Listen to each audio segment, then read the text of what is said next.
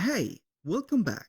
In this video, I'm going to show you how to change store currency on Shopify. So first, we need to get the access to add the admin dashboard by getting an account on Shopify.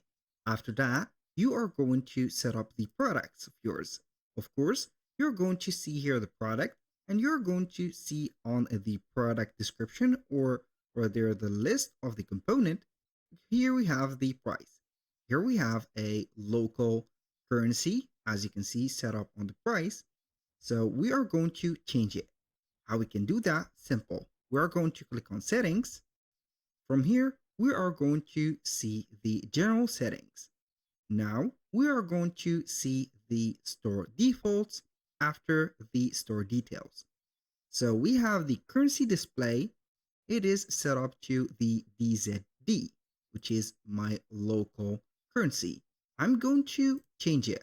How we can do that? Click on the three dots and click on change store currency. So for here, as you can see, the price has changed to the euro. I'm going to see that on the online store that we have and make sure that everything is going well. So it hasn't changed yet. We're going to wait for the changement right there. And in case you are going to see the currency that hasn't been changed yet, that means that we have a little problem or a fixed market right there.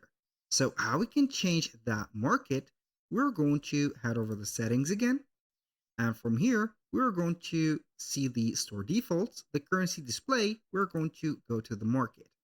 So the primary market is going to be this country, and as you can see, the currency is going to be the DZD. So I'm going to change it right here to the euro. I'm going to see here the euro like that and change it. Click on save. I'm going to accept the conditions, and here we have it. The changement of the currency has been applied. If this video was helpful, please hit the like button and don't forget to subscribe.